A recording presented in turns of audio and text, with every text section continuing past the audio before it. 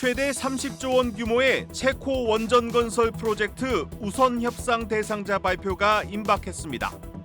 우리나라의 수주 가능성이 점쳐지면서 관련주들이 들썩이고 있습니다. 삼성전자가 2나노 공정 기반의 인공지능 가속기 양산에 나섭니다. 하반기로 예정된 3나노 2세대 공정도 계획대로 순항 중이라고 밝혔습니다. 올해 하반기 기업 공개 시장 최대어 중 하나로 꼽히는 시프트업이 오는 11일 상장합니다. 게임주에 대한 투자 심리가 위축된 가운데 상장 첫날 주가에 관심이 쏠리고 있습니다. 지방은행들이 주택담보대출 금리를 공격적으로 내리고 있습니다. 가계부채 증가에 대한 당국의 우려에도 생존을 위한 치열한 경쟁이 펼쳐지고 있습니다.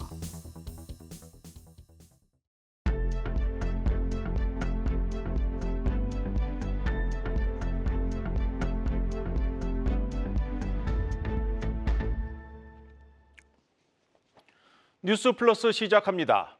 30조 원 규모의 체코 원전 건설 프로젝트 우선 협상 대상자 발표가 임박했습니다. 우리나라의 수주 가능성이 점쳐지고 있는데 이 수주에 성공할 경우 우리 원전 생태계에 활력을 불어넣을 것으로 기대됩니다. 첫 소식 고영욱 기자입니다. 총 사업비 30조 원 규모의 체코 원전 수주전 결과 발표가 임박했습니다. 한국수력 원자력과 두산 에너빌리티 등 팀코리아와 프랑스 전력청 EDF의 양자 대결입니다. 발주사인 체코 전력공사는 지난달 한수원과 EDF의 입찰 평가서를 체코 정부에 제출했습니다. 원전업계는 정부 최종 검토가 통상 한 달 정도 걸리는 만큼 이번 주 발표를 예상합니다. 내일 열리는 윤석열 대통령과 페트로 파벨 체코 대통령 양자회담에서 발표가 있을지 관심이 쏠립니다. 체코 신규 원전 건설 사업은 총 4기의 원전을 건설하는 프로젝트입니다. 수도 프라하에서 남쪽으로 220km 떨어진 두코바니와 130km 떨어진 테물린에 각 2기씩 지을 계획입니다. 체코 현지 여론은 한국에 우호적입니다. 우선 건설 단가가 킬로와트당 3,571달러로 EDF 약 8,000달러의 절반 수준입니다.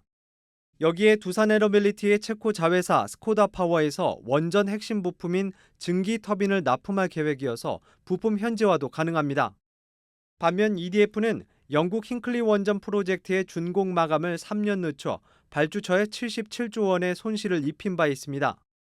다만 프랑스는 체코와 같은 유럽 국가로서 경제 네트워크가 풍부하고 유럽 내 원전 건설 경험이 많아 규제 환경에 익숙하다는 점에서 안심할 수 없는 상대입니다. 원전업계는 할 수 있는 조치는 모두 했다며 차분하게 결과를 기다리고 있다는 입장입니다. 한수원이 시공권을 따내면 UAE 이후 15년 만의 원전 수출입니다. 이 경우 슬로바키아와 폴란드, 스웨덴 등 신규 원전을 고려 중인 유럽 국가 진출에 발판이 될 전망입니다. 한국경제TV 고영욱입니다. 삼성전자가 일본 인공지능 기업으로부터 2나노 공정으로 만드는 반도체 위탁 생산 수주에 성공했습니다.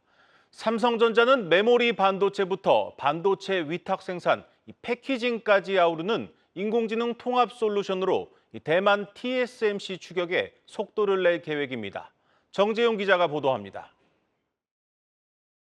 삼성전자 파운드리 사업을 이끄는 최시영 사장은 다시 한번 AI 턴키 솔루션을 강조했습니다. 최 사장은 삼성 파운드리 포럼 기조연설에서 파운드리와 메모리, 패키징까지 단일 조직에서 제공하는 회사는 삼성전자가 유일하다며 점차 치열해지는 AI 반도체 경쟁에서 성공하겠다는 뜻을 밝혔습니다. HBM 같은 AI 메모리부터 파운드리, 첨단 패키징까지 종합 반도체 회사로서 삼성전자의 강점을 드러낸 겁니다. 이런 자신감을 뒷받침하듯 삼성전자는 이날 일본 AI 기업 프리퍼드 네트워크스로부터 2나노 초미세 공정 수주에 성공했다고 전했습니다. AI 반도체와 첨단 소프트웨어를 제조 공정에 활용하는 PFN은 기업 가치가 3조 원이 넘어 일본의 대표적인 유니콘으로 꼽힙니다. 특히 PFN이 기존 반도체 생산을 대만 TSMC에 맡겨왔다는 점에서 삼성전자 2나노 공정 수주에 대한 의미가 남다르다는 분석입니다. 삼성전자는 양산 로드맵에 따라 2025년부터 해당 공정 양산을 시작합니다. 이 밖에 삼성전자는 올해 하반기에 예정된 2세대 3나노 게이트 올 어라운드 공정 양산도 계획대로 진행되고 있다고 밝혔습니다. 최시영 사장은 그간 노하우를 바탕으로 2세대 3나노 공정을 시작했다며 AI 시대의 가장 큰 제약으로 꼽히는 에너지 효율 문제 해결에 효과적으로 대응하겠다고 전했습니다. 삼성전자 3나노 수율과 성능이 안정적이라며 시장에서 제기되고 있는 성능 우려를 불식한 겁니다. 대만 TSMC가 3나노 공정에서 애플과 엔비디아 등 빅테크 물량을 전량 확보하는 가운데 삼성전자는 AI 턴키 솔루션 차별화를 내세우며 추격의 속도를 올리고 있습니다. 한국경제TV 정재홍입니다. 올해 하반기 기업 공개 IPO 시장 최대어 중 하나로 꼽히는 이 게임 개발사 시프트업이 오는 11일 상장합니다. 시가 총액이 무려 3조 5천억 원에 달합니다. 하지만 매출의 대부분이 단 하나의 게임에서 나온다는 점은 약점으로 꼽히고 있습니다. 박혜린 기자입니다. 게임 개발사 시프트업이 11일 유가증권 시장에 상장합니다. 공모가 기준 예상 시가총액은 약 3조 5천억 원입니다. 크래프톤과 넷마블, NC소프트에 이어 4위 규모로 상장 후 NC소프트와 치열한 3위 다툼이 예상됩니다. 높은 기업 가치를 인정받은 건 2022년 출시한 모바일 게임 승리의 여신 니케 덕분입니다. 3인칭 슈팅과 수집형 역할 수행 게임 요소를 서브컬처 장르와 결합한 니케는 아시아권과 북미 시장에서 흥행에 성공했습니다. 특히 서브컬처의 본고장인 일본에서 앱스토어 매출 1위를 탈환하며 K게임의 저력을 입증하고 있습니다. 시장에선 시프트업의 성공적인 증시 안착을 예상합니다. 매출 다변화와 실적 급성장이 전망되기 때문입니다. 올해 4월 발매한 스텔라 블레이드가 글로벌 흥행에 성공하면서 니케에 편중된 매출 구조가 다변화한 데 더해 공모 자금으로 기존 IP 강화와 차기작 개발에 힘쓸 것이란 기대가 크기 때문입니다. 더불어 내년 니케의 중국 출시와 스텔라 블레이드의 PC 버전 출시로 2년 만에 매출과 영업이익 규모가 3배 가까이 커질 것이란 전망도 나옵니다. 증권가에선 시프트업의 상장이 게임주 전반에 활력을 불어넣어줄 것으로 기대하고 있습니다. 한국경제TV 박혜린입니다. 최근 가계대출이 급증하면서 정부가 연일 은행권을 향해 가계대출 관리를 주문하고 있습니다. 그런데 지방은행들은 오히려 낮은 금리를 내세워 주택담보대출을 늘리고 있습니다. 어떤 이유에서인지 경제부 김예원 기자와 알아보겠습니다. 김 기자, 보통 이 지방은행이 시중은행보다 이 대출 금리가 높은 게 좀 일반적인데 최근 들어서 좀 다른 흐름이 나타나고 있다고요? 네, 국내 지방은행은 경남, 광주, 부산, 전북, 제주은행, 대구은행 등 총 6곳이 있는데요. 네. 최근에 시중은행으로 전하는 대구은행과 이 경남은행의 주담대 금리가 특히 낮게 좀 형성돼 있습니다. 말씀하신 대로 통상 지방은행은 시중은행보다 금리가 높다고 알려져 있는데요. 네. 최근에 좀 달라진 양상입니다. 지난 5월 경남은행이 취급한 분할 상환 방식 주담대의 평균 금리는 이 3.82%인데요. 국내 5대 은행의 평균 금리를 밑돌고요. 이 경남은행과 IM뱅크의 경우 이 저금리 마케팅을 펼쳐온 카카오뱅크보다도 금리가 더욱 낮습니다. 지난 3월 주담대 금리를 또 비교해보면 지난해엔 시중은행과 이 금리 차이가 좀 크게 났지만 올해는 거의 좀 비슷한 수준인 것을 보실 수 있습니다.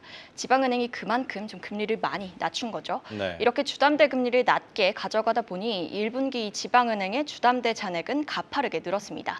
이 부산은행과 IM뱅크의 1분기 잔액은 각각 전년 동기와 비교해 12%, 32% 급증했는데요. 5대 시중은행의 주담대 증가율이 1년간 5% 정도인 것과 비교하면 훨씬 더 좀 빠른 속도로 대출액이 늘어났다고 할 수 있습니다. 정부가 연일 은행권의 가계대출 관리를 주문하고 있는데 최근 시중은행들은 조금 몸을사리는 모습도 감지가 됩니다. 그런데 이 지방은행들 이렇게 공격적인 영업에 나서는 이유는 뭡니까? 이 지방의 중소기업들과 이 자영업자들이 대출 이자를 제때 내지 못하면서 이 네. 지방은행 건전성에 좀 빨간불이 켜졌기 때문입니다. 이 1분기 말 기준 6개 지방은행의 연체 대출 잔액은 총 1조 3,771억 원인데요. 이 금감원이 통계를 공개한 2008년 이후 최대치고 이제 코로나 팬데믹으로 경기가 가장 부진했던 이 2020년 1분기보다도 좀 심각한 상황입니다. 이 연체율로 보면요, 이 시중은행보다 이 수치가 더욱 안 좋고 이 경기가 부진한 전북과 제주 등의 상황은 더 심각합니다. 이 때문에 이 지방은행들은 금리가 낮아서 이자는 좀 덜 받더라도 회수 가능성이 높은 이 우량 대출인 주담대를 확대할 수밖에 없는 처지인 겁니다.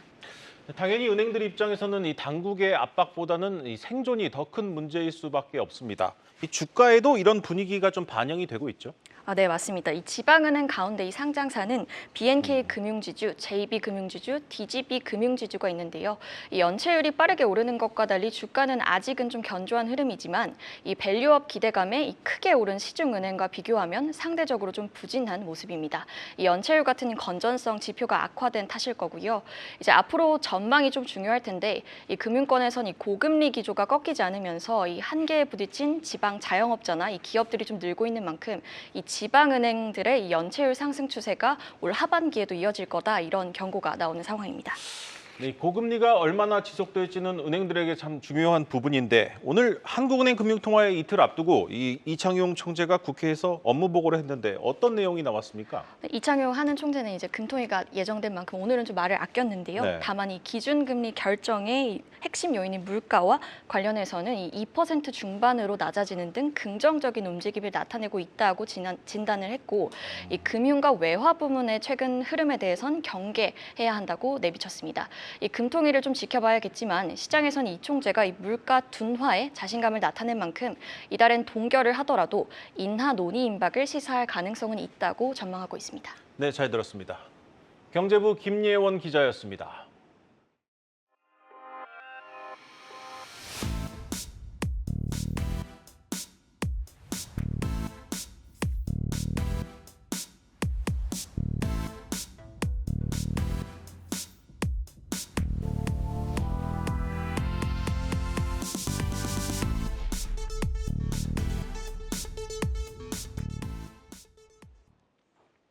미국 장기 채권에 투자하는 상장지수 펀드 ETF의 1년 수익률이 최대 마이너스 30%에 육박하고 있습니다.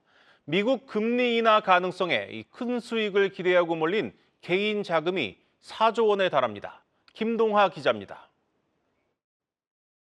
1년 전 금리 인하 가능성을 점치고 미국 장기채에 투자했다면 평균 마이너스 10% 손실을 봤습니다. 과감하게 3배 레버리지 상품을 베팅한 투자자들은 원금의 3분의 1까지 잃을 수 있습니다. 미 연준의 금리 인하 시기가 뒤로 밀리고 인하 횟수도 줄 것으로 예상되면서 대규모 손실이 발생한 겁니다. 하지만 개인들의 투자 자금은 계속 불어나고 있습니다. 지난 1년간 개인들은 미국 장기채에 4조 원 가까이 투자했습니다. 이 가운데 40% 넘는 1조 7천억 원이 올해 유입된 자금입니다. 금리 인하가 여러 차례 무산되자 수익률 방어를 위해 물타기에 나선 겁니다. 특히 전체 4조 원 가운데 초고 위험인 3배 레버리지 상품이 1조 2천억 원에 달해 대규모 손실이 불가피합니다. 채권 전문가들은 최근 9월 금리 인하 가능성이 높아지면서 손실폭은 줄어들겠지만 기대했던 수익은 어렵다고 설명합니다. 운용사 쪽에서 제시했던 숫자보다는 실현 가능성은 낮지 않겠느냐. 채권 수익률 하락에 대한 방향성에는 동의하지만 트럼프 재집권 가능성 등이 겹치며 하락폭이 크지 않을 것이란 전망입니다. 한국경제TV 김동하입니다. 중국판 유니클로라고 불리는 중국 온라인 패션 플랫폼 쉬인이 우리나라에 첫 매장을 열었습니다. 이로써 알리익스프레스와 테무 그리고 쉬인까지 이른바 알테시라고 불리는 중국 3대 전자상거래 플랫폼이 모두 한국 땅을 밟게 됐습니다. 그 현장을 이지효 기자가 다녀왔습니다. 서울 성수동에 열린 중국 패션 전문 시커머스 업체 쉬인의 국내 첫 오프라인 매장입니다. 이 티셔츠 하나가 단돈 6,700원입니다.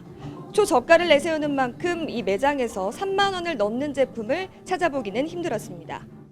중국판 유니클로라고 불리는 쉬인은 독보적인 가격 경쟁력으로 글로벌 쇼핑 애플리케이션 다운로드에서 테무와 아마존을 제치고 2년 연속 1위를 차지했습니다. 쉬인은 한국 시장을 본격 공략하기 위해 한국 전용 브랜드 데이지를 론칭하고 모델로 배우 김유정을 발탁했습니다. A lot of people use it. Yeah, it's very well known because it's very cheap products. 종류가 많고 저렴해서 그런 것 같긴 해요. 인터넷에서 많이 시키는 브랜드인 것 같긴 해서 그래서 한번 구경하러. 다만 품질에 대한 지적은 여전합니다. 소재나 마감의 질이 떨어지는 데다 상품명 역시 어색한 한글로 번역돼 있습니다. 고르기만 잘 고르면 싼 값에 좋은 걸 건질 수도 있는 불안하니까 가격을 좀 두고 사는 것 같긴 해요.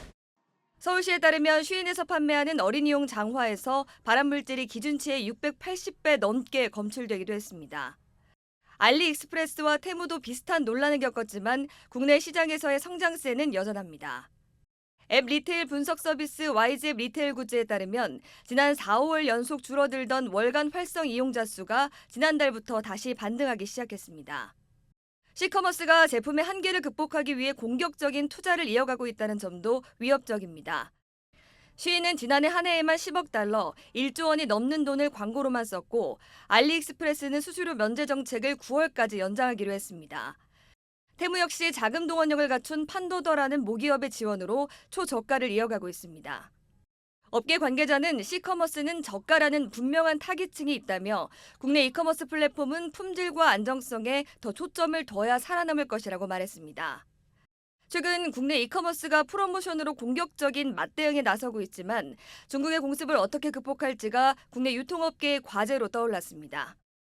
한국경제TV 이지우입니다. 한 한방병원이 피부 미용 시술을 받은 것을 도수 치료를 받은 것처럼 꾸며 보험금을 빼돌리다 적발됐습니다. 이렇게 받아낸 실손 보험금이 10억 원에 달합니다. 장슬기 기자가 보도합니다. 한방병원 환자가 피부 미용과 스파를 받으러 들어갑니다. 심지어 환자의 남편이 대신 관리를 받기도 합니다.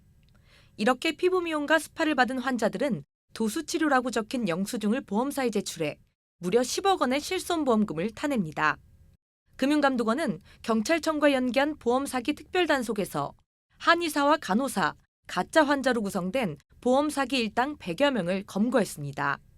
실손보험은 국민 대다수가 가입해 제2의 건강보험으로 불리지만 이 같은 과잉진료와 의료 쇼핑으로 지난해 적자만 2조 원에 육박합니다. 실손보험 적자가 눈덩이처럼 커진 이유는 도수치료와 비타민 주사와 같은 비급여 의료비 청구가 급증했기 때문입니다.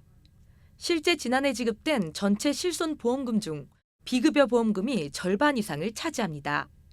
일부 병원들도 실손보험 가입자들 대상으로 공짜 치료를 권유하고 있어 가입자들 사이에선 못 써먹으면 바보라는 인식이 팽배합니다. 보험사는 지속되는 적자에 실손보험료를 올릴 수밖에 없고 결국 의료 쇼핑을 하지 않은 선량한 가입자들만 보험료 부담을 짊어지게 되는 겁니다. 최근에 그 병원과 전문 브로커가 공모하고 이에 현혹된 일부 소비자도 가담하면서 보험 사기 수법이 진흥화, 대형화되고 있는 것도 사실이고요. 보험 사기로 인한 피해는 보험료 인상으로 이어져서 일반 국민들에게 그 피해가 다 돌아가고 건강보험 재정에도 악영향을 미칩니다. 실제 매년 실손보험료가 가파르게 오르고 있는 만큼 실손보험 남용을 방지하기 위한 정부 차원의 비급여 관리체계 마련이 시급하다는 목소리도 거세집니다. 문제가 되는 몇몇 비급여부터 집중적으로 모니터링해서 관리를 하고 또 그런 부분에 대해서 이제 관리 기준이 또 쌓이면 전반적인 비급여에 대한 관리 기준을 만들어 나가는 단계별로 다 접근할 필요가 있을 것 같습니다. 한국경제TV 장슬기입니다. 1년 약값만 1억 원, 이 부담스러운 약값 때문에 건강보험 혜택이 간절한 희귀질환 환자들이 있습니다. 이 희귀질환 치료제 절반가량이 건강보험이 적용되지 않고 있는데 이 가장 큰 걸림돌은 역시 이 건강보험 재정이 넉넉하지 않다는 점입니다. 김수진 기자입니다.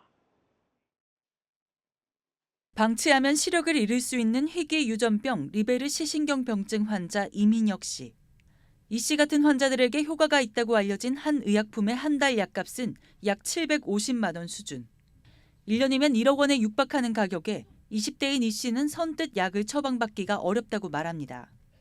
고등학교 3학년 때 공부하다가 시력이 안 좋아진 걸 느끼게 되고 엄마 아빠가 막 땅도 팔려고 했고 막 집도 팔려고 했고 그랬더니 20만 원 되면 그래도 가족분들도 약간의 부담은 덜 얻을 수 있을 것 같아요.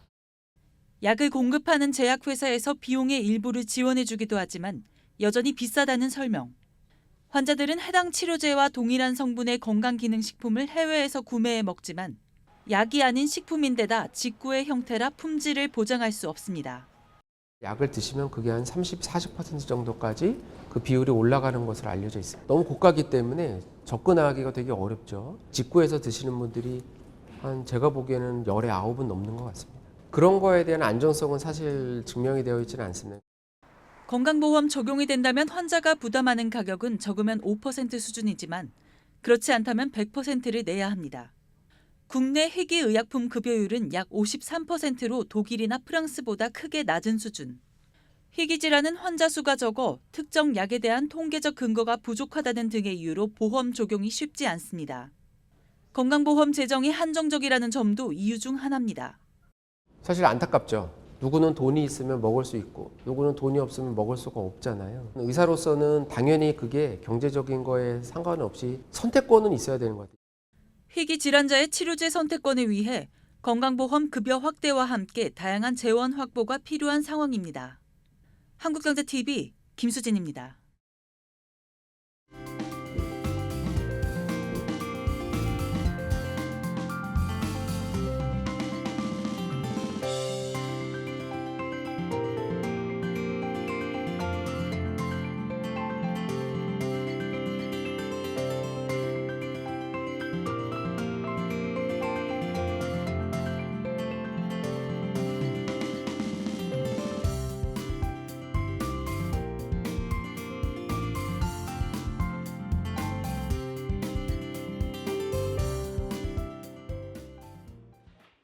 오늘 준비한 뉴스 플러스는 여기까지입니다. 함께해 주신 여러분 고맙습니다.